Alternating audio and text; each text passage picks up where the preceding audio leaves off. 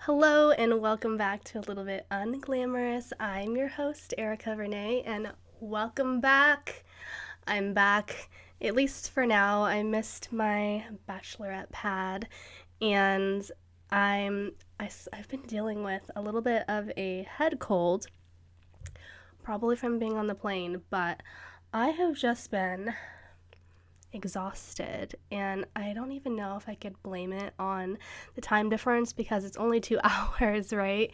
And I've just been getting up, going to work, and wanting to do absolutely nothing after. So I apologize. I needed a week or so to recoup. I started a new job. I moved my life. I have just been exhausted, but I am so excited to get back into it, and I have some stuff compiled today.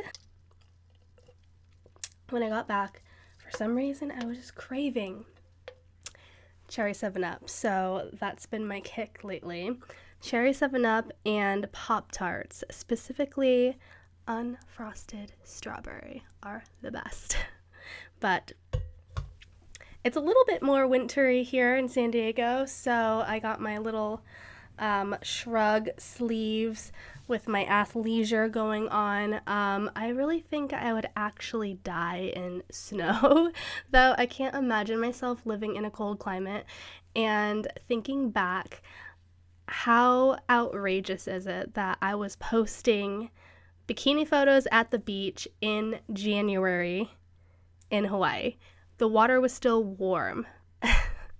How lucky is that? People are in the snow right now. I am so sorry if that's you. I started out my New Year's by running in the water at 1 a.m. in January. Where could you say that you could do that in January?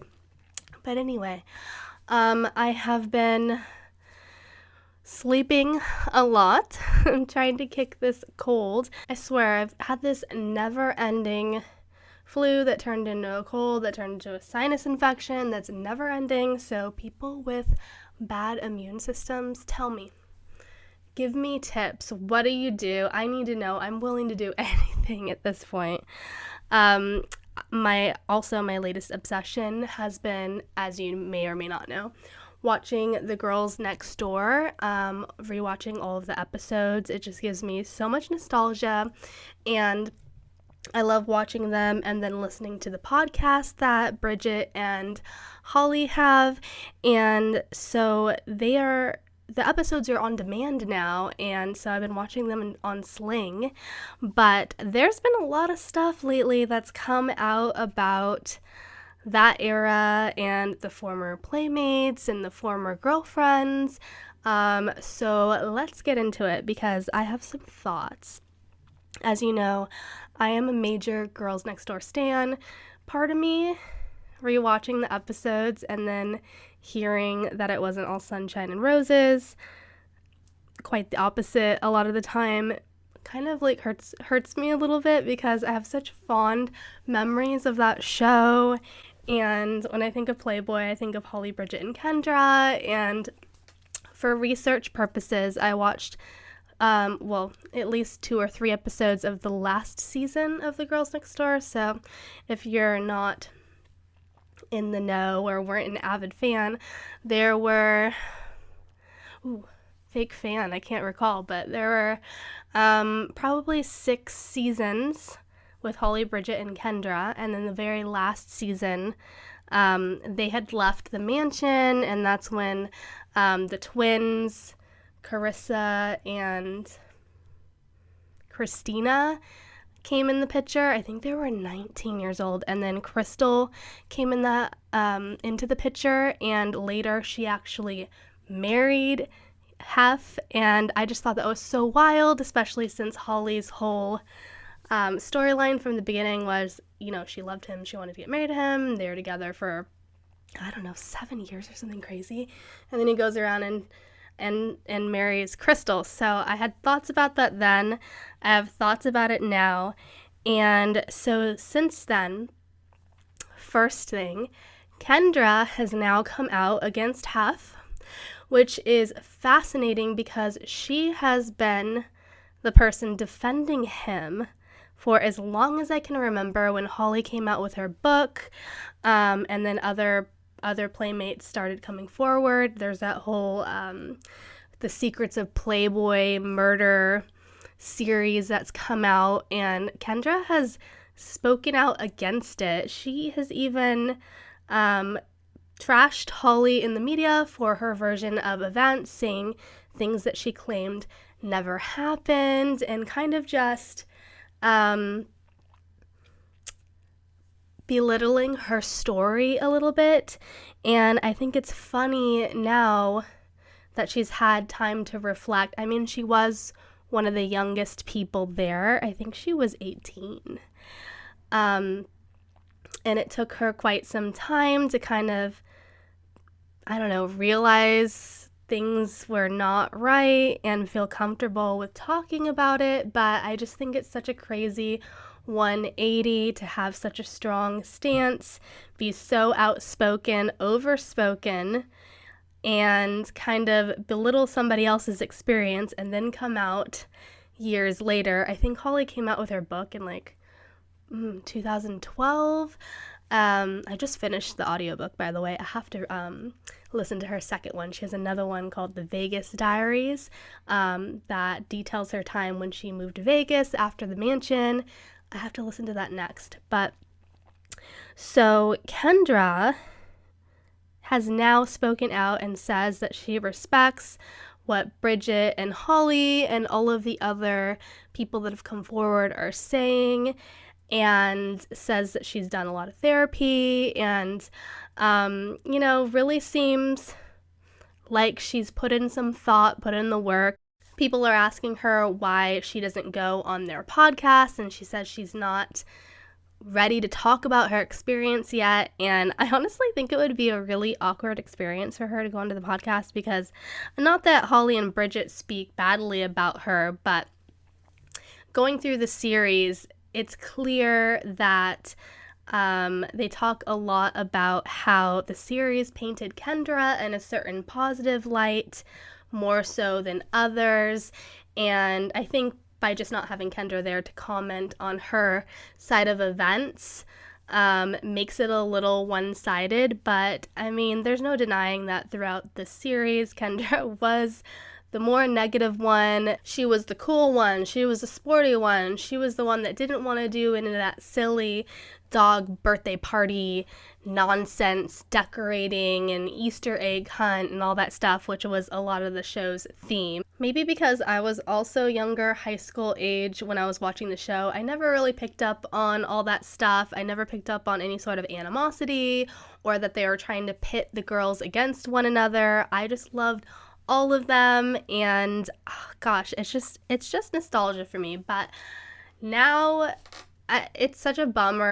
I love that Holly and Bridget are doing the podcast, and it's such a bummer that Kendra wasn't on the bandwagon from the beginning, and they kind of had a falling out, and now it's this whole awkward thing, especially now that more people are starting to come out. Which also leads me to Crystal Hefner, who has also come out and echoed the claims of abuse, verbal abuse, and she comes out and says that she was never really in love with Hef. Surprise, surprise. And it's just ironic, especially she still has his last name. She still to this day kept his last name for that notoriety, which I think is interesting. But I think everybody knew that she wasn't marrying him for love. If you recall, they got engaged and they have their wedding ceremony. I think it's supposed to be at the mansion, and she doesn't show up to the wedding. She's legitimately a runaway bride. She doesn't show up. She leaves him at the altar, and they break up as one should. And then a few days later, they get back together, and they still get married. Since then, she's come out and said that she's molded herself to his standards of beauty and in essence kind of lost herself in all of that, which I kind of understand. It's interesting. I've kind of poked around her Instagram a bit, and she seems to be the exact opposite, wanting to dress more modestly, not wearing makeup, and which all power to you, girl. I just think it's crazy that when Holly initially came out with her book and alleged all this stuff, Kendra and Crystal both spoke out against her. So Holly was kind of the trailblazer that everybody kind of ganged up against when she came out with her book. And now everybody is echoing what she has been saying this whole time. So many people have come out recently that his ex-wife, Kimberly, has actually come out to defend Hef and has slammed everybody else's claims, which it's all getting so chaotic at this point. This man is dead. I can understand coming out with your version of events, but is it really necessary to go into detail about how disgusted you were by all the things that went on there? And you get what I'm putting down. But regardless of all of that, and I love the podcast, I love listening to their recount of their time at the mansion, and I choose to hold that show as a positive nostalgia. And I mean, even Bridget has said she has positive experiences, and I think with everything in life, you have positive experiences from things and negative ones. At the end of the day, it pushed them on this career trajectory that they are on now. But isn't it wild that all of this stuff was going on under America's nose, and we just thought, oh, it's so sweet this man wants to take care of all these young girls. Speaking of 90s nostalgia, the Mean Girls movie came out recently, and I think there was some mixed response to the movie. I think people were curious to see how it would turn out because it is a musical, which is an interesting choice, and I have my reservations as well. I actually saw a clip from the new movie online, and it's where the new Katie Heron, she is played by this, I don't know the actress's name, but she is so cute, and I have seen her in so many things lately. I feel like she is up and coming, and she's gonna go somewhere because I really like her. Her name just fails me at the moment, but it's a scene where they're in class and Katie Heron is sitting behind Aaron Samuels, and he turns around and they have a brief conversation, and I think he asks her what day it is, and she goes, "It's October 3rd," and that's where the iconic quote comes from. But apparently the rendition they chose to do in the new musical, right after that, she answers and says, "It's October 3rd. There's a pause, and then she goes straight into song. And in the clip that I saw, the whole theater goes audibly upset. Oh, you could hear it. They were like, oh my God. And I just thought that was really funny. But then again, I've also seen good reviews of the movie, so I'm curious. I don't know. I like musicals, but Mean Girls is so iconic. It's really hard to take something that's so well known, remake it with different actors, not the original actors, and then also make it a musical on top of it. I don't know how, but they managed to get Lindsay Lohan for a lot of the PR.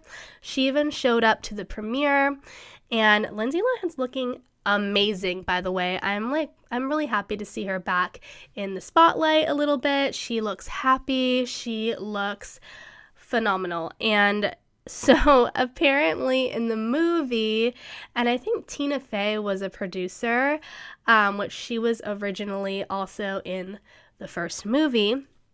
I'm not sure if she makes a cameo in the new one or not, but there is a joke that the writer put in, and all of my 2000s, all of my millennial pop culture crazed people will know this, my paparazzi in the know people.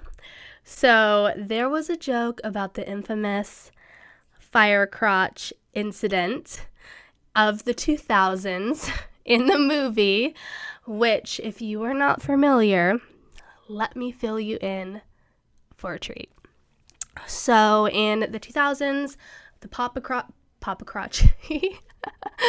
paparazzi era of Paris Hilton partying, and there's that iconic photo of Paris Hilton, Britney Spears, and Lindsay Lohan. They're all crammed in her tiny little Porsche, and the paparazzi would just go nuts whenever they would go out because they know they would get good photos of them, and it was just the paparazzi era. And I think at the time, Paris Hilton was dating this loser guy. I don't even know his name. He doesn't deserve to be named. But he was kind of a loose cannon. And this was during the height of the Paris Hilton, Lindsay Lohan feud. So Paris and Lindsay were feuding. And during one drunken outing, they're going home. And I think the paparazzi will ask them questions, and they were interviewed, and, Paris always tries to keep it classy, and he starts yelling, "She's a fire crotch," and it became this, phenomenon. It was like the joke of the year. Poor Lindsay. And I think she was also interviewed too, and she tried to get back at Paris through the paparazzi, saying, "Paris hit me," and blah, blah, blah. She's such a, all the words. And anyway, so it was an iconic era, but they seem to have made up, buried the hatchet. But they put that joke in the movie, which rightfully Lindsay did not appreciate at all, especially since they had her doing all this PR. She showed up to the premiere, and they had this very demeaning joke about her that I'm sure brings up some very bad memories for her from her past. In the movie, it's this franchise that she is known for, and they're dragging her.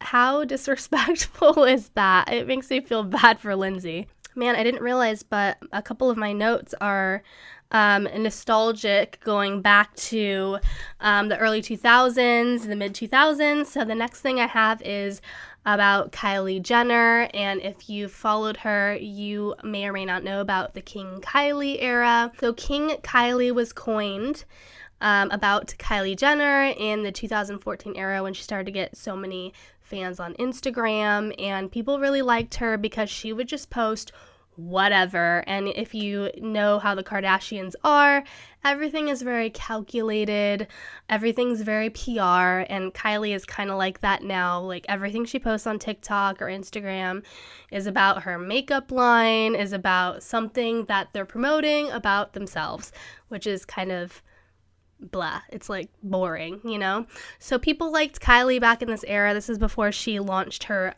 lip gloss line, her lip kits, and she gained a big following fast because she would just post in the moment about anything candidly. She had this blue hair, and she looked very punk rock, and people really liked that about her.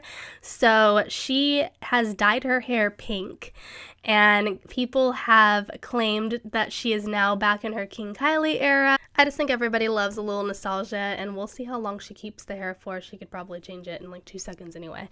Maybe it's a wig, who knows. So a while back, Hilary Duff came out and she announced that there was going to be this Lizzie McGuire reboot, and then subsequently it got canceled immediately after, and we didn't really get a full explanation as to why it was canceled, but she just said that Disney had a different vision for the reboot, and she wanted to do Lizzie justice because Lizzie would be in her 30s, and she wanted to have a more adult plot line, and Disney, being Disney, said so she walked away, and I think the showrunner walked away as well. Well, one of the writers has come out and described the first few episodes of what would have been the reboot. So here we go. So A writer revealed that Lizzie, I'm not sure if she's in New York, but she's dating this famous chef boyfriend, and apparently in the first episode she finds out he's cheating on her with her best friend. Classic. And so she subsequently moves back to her childhood home in California, where the animated Lizzie is waiting for her. So if you watch the show, it was about Lizzie, the main character, and it was like a coming of age show. She was like, I think 14 at the time, and then there was a little animated character that would be on the screen, and it was like her internal dialogue. So the little animated character would talk and would say some like sassy remarks as things are happening. A big question everybody had is, do Lizzie and Gordo end up together? The answer is no. Apparently in the second episode, you would have found out that he's engaged to somebody else and having a baby, so that was that. And I guess episode 3 seems to be where it went south with Disney, and I can see why, and I would have loved to see this. So episode 3, Lizzie would have hooked up with Ethan Kraft. So she wakes up in his bed, and the animated Lizzie pops onto the screen and goes, checked that off my list twice. And I think that is so funny. Apparently that's probably where Disney did not agree with, and we will never get to see the Lizzie reboot, at least for now. So there's a couple new movies coming out, and I'm not really one to go see movies in theater too often, but every once in a while there's ones that kind of get me curious. And for some reason, I'm not really a Marvel or comic book person, but Madam Web is coming out on Valentine's Day. And the reason why, first of all, the previews look really good. Second, I love Dakota Johnson, and she is the main character. So I think I see myself seeing that one. Another movie people are really talking about is called Argylle. And if you're a Swiftie, you might already know. And I've recently heard this theory. I was completely in the dark, but the more I look into this, the more I think that it could be a strong possibility. So there's a movie coming out called Argylle. I'm not sure exactly when, but soon. And it is, I don't even know exactly what it's about, I'm going to be honest. But so it's an adaptation of a book by Ellie Conway. And apparently, if you look up Ellie Conway, all it says about her is that she's an elusive writer that is like never seen in public. People don't know anything about her. I immediately think to other pseudonyms that Taylor Swift has used, like Niles Schloberg, for things that she doesn't want to be immediately recognized for, like when her and Calvin Harris, she actually wrote This Is What We Came For, his hit song, and at the time they were dating, so they didn't want the fact that they were dating to overshadow the song, so she put a pseudonym as a writer's credit. So she's very well known to do stuff like this. Just seeing a preview, there's like, apparently the main character is obsessed with cats. Hello. The main character has like a cat backpack, you know, like the little bubble and the pet. You can see the pet in the bubble. Taylor Swift is very famously seen wearing one of those in one of her documentaries. In one of her documentaries, I think it was Miss Americana. The fact that it's even named Argylle sweaters are a huge thing for her folklore and Evermore era. So I get it. At that point, it's like, okay, maybe reaching. But Bryce Dallas Howard is one of the main characters who I love. She was in one of my favorite episodes of Black Mirror, the one about social media and likes being kind of like a credit system. I just love Bryce Dallas Howard, but she was interviewed because people want to know, is Taylor Swift the person that wrote this movie? And so she was asked, and she replied, "The good thing is, while the tagline of the movie is, 'Don't let the cat out of the bag.'" Cat out of the bag, hello, like that's so Taylor Swift coded. She says, "Eventually everyone will know." So she said it very coyly. It's just That for me kind of put me on the train of I think she actually might have wrote this film. So I'm going to go with yes, I believe it. What do you think? Have you heard about it? Do you think Taylor Swift might be the writer? Because I'm kind of on that train now that I've kind of done a little deep diving into it. Speaking of Taylor, so some crazy stuff has come out about her, or happened to her, I should say. The internet is a crazy place, and she has unfortunately been the victim of how would you describe it?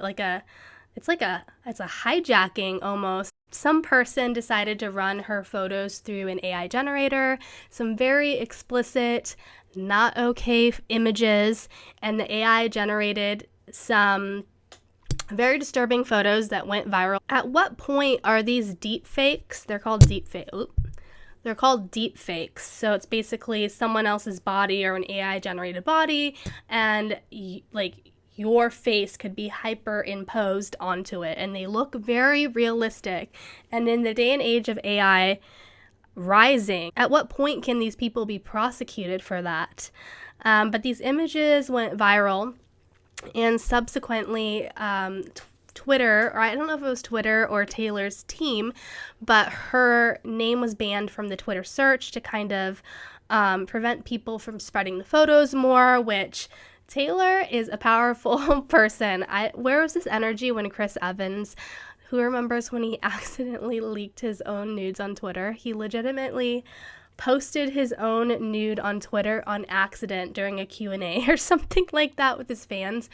But I will say, in both incidences, his and hers, fans very quickly came to their defense and started flooding Twitter and the hashtags to kind of push down all the photo results. So that kind of gives me a little hope in humanity, because it's really scary that anybody could do this to anybody. It's almost a form of revenge porn, and it's not even you. So reportedly, she is going to be taking, or at least thinking about taking, legal action. I haven't heard anything further, but as she should.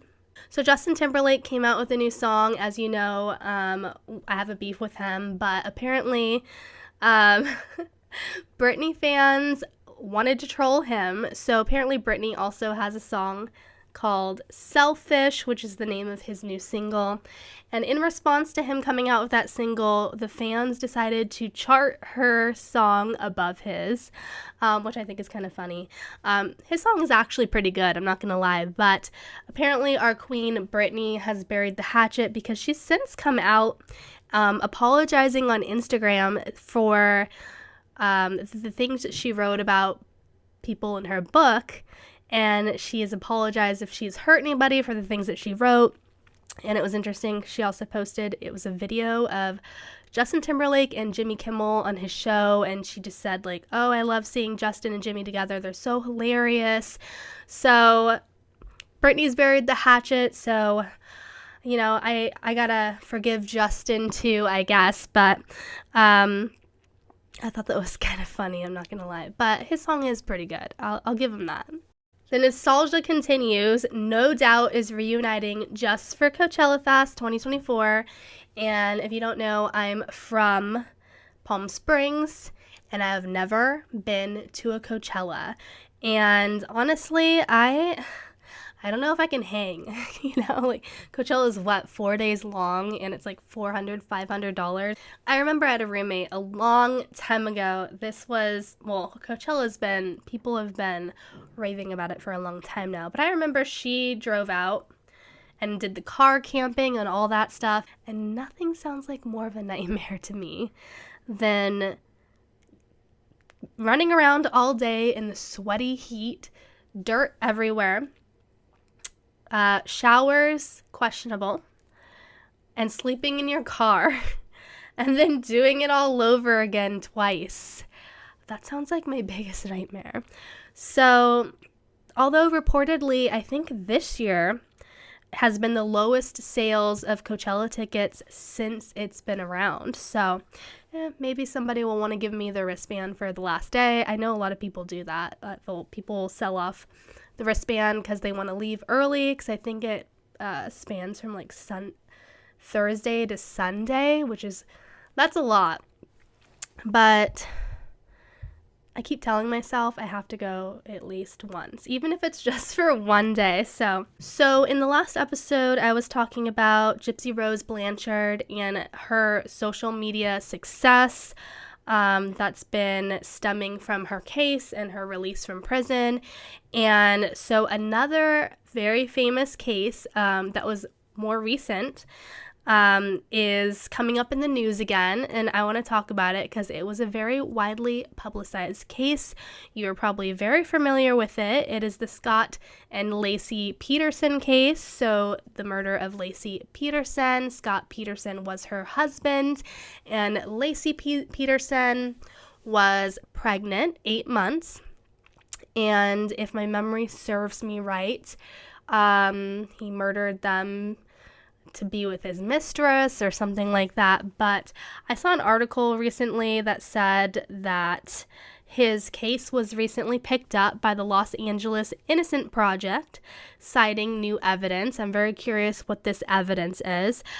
So if you're not familiar with the history of his case, apparently his sentence was actually overturned in 2020. So he was originally found guilty of her murder in the first degree and their unborn child in second degree.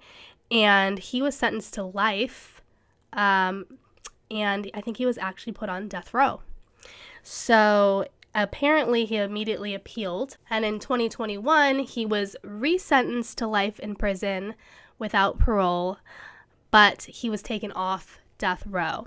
So can a lawyer explain to me how double jeopardy works? Because I just feel like this happens so much, and the court system still can't get it right. So what happened the first time? Scott immediately appealed. And why was he taken off death row? I kind of looked into it a little bit, but apparently there were claims that the judge had improperly excused jurors for being anti-death penalty, which is not a valid reason to excuse jurors, because even if you have a strong belief for something, you're swearing into oath that you can be impartial. And then also apparently there was a survey. They give a survey to the jurors before the trial starts. More than half of them had already determined in their mind that he was guilty before the trial even started. So at that point, the judge should have motioned to move his case to another county where people were less familiar and less opinionated about it, so that way he could have had a fair trial. I feel like a lot of these cases get appealed on technicalities, and people get off on technicalities. Very much the O.J. Simpson glove. If it doesn't fit, you must acquit. What do you think? I mean, I'm definitely interested to see how far it goes, but I definitely think he did it. Moving back into pop culture a little bit, Kanye West and his new wife I'm sure you've seen photos of them together on the internet. Her name's Bianca Censori, and there's photos of her. She had long brown hair, gorgeous, just beautiful. She looked like an Instagram model. And in true Kanye fashion, he is making her into this Kim clone. He has taken over her wardrobe. She's cut all her hair off and dyed it blonde. I keep seeing all these articles about her family being worried about her. He's dressing her up in these comical outfits. You'll see her in an outfit that completely covers her face and kind of like a bondage thing, and then she'll be completely naked from the neck down. He's posting photos of her. I mean, and it's not, don't get me twisted, it's not without her knowledge because she's in the photos, but she is wearing stuff that it just seems like he's embarrassing her. And people are wondering if she's okay. Is she happy? Is he controlling her? Kanye has been known to have some mental health problems, and I personally find it very alarming, and I feel really bad for her because she seems like a nice girl, and the media is being so harsh to her. They're comparing her to Kim, and all of these photos are going to be out there forever, and he's kind of making her look like a fool. Speaking of looking like a fool, Elle King, who I had never heard of, but she is a singer. Apparently, she's the daughter of Rob Schneider, which there's a fun fact for you. But she was performing at a Dolly Hilton tribute concert, and it was at the Grand Ole Opry. And she shows up to this event and gets on stage wasted. And I mean wasted. She's on stage. She's like, I'm hammered. None of you are going to get your money back. And then she goes into a song of Dolly Parton's and she forgets the lyrics. She just clumsily makes her way through the song, and it's very embarrassing. People are very upset. You don't touch Dolly. America loves Dolly. Dolly's America's sweetheart, and so it was very disrespectful, to say the least. And then subsequently, after that whole debacle, she came out and canceled her next appearances. I don't know if she said anything further. I think she has publicly apologized, but that's really embarrassing. Ugh. I cringe for her. Something else I read recently, and this is about McDonald's. You either love or hate McDonald's. My boyfriend's favorite fast food is Panda Express. Is Panda Express even a fast food? No, I want a real dirty fast food restaurant. McDonald's is mine. I have very fond memories over McDonald's breakfast. Who remembers 24-hour McDonald's breakfast? He is convinced that never happened. That is a lie. McDonald's breakfast was 24 hours, and then COVID hit, and then I guess they stopped it. But I remember the fond days. The fond days were when I was a kid, when I would get McDonald's breakfast. But after college, when I moved down to San Diego, they had 24-hour breakfast. And I would roll up and get my Egg McMuffin at 3 p.m. and be the happiest person in the world, okay? And I love me a McFlurry. And I saw this article, very concerning article, and it said, McDonald's customer pulls out a disgusting, never-ending plastic bag from her McFlurry. And you see the photo, and it's just this nasty, like, ice cream covered thing that she's pulling out of her cup. First of all, those cups aren't even that big. How the hell did it get in there? Was it purposeful?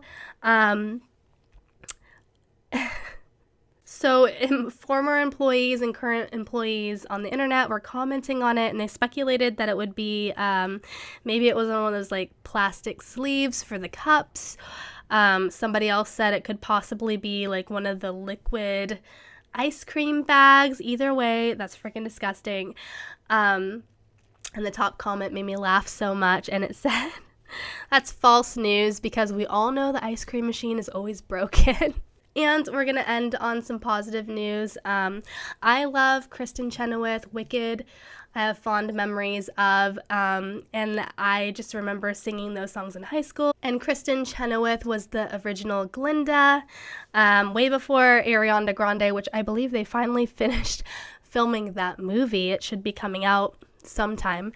But Kristen Chenoweth has been a Broadway icon for years.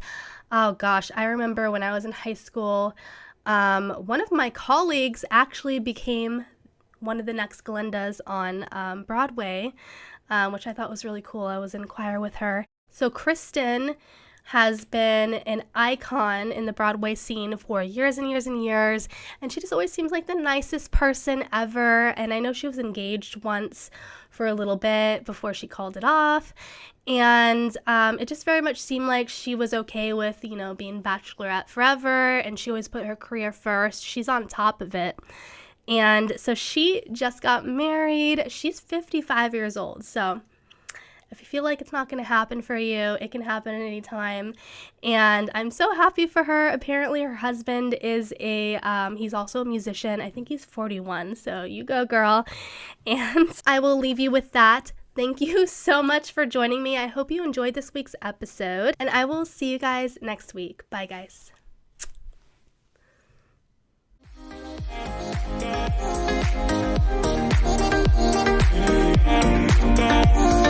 Thank you.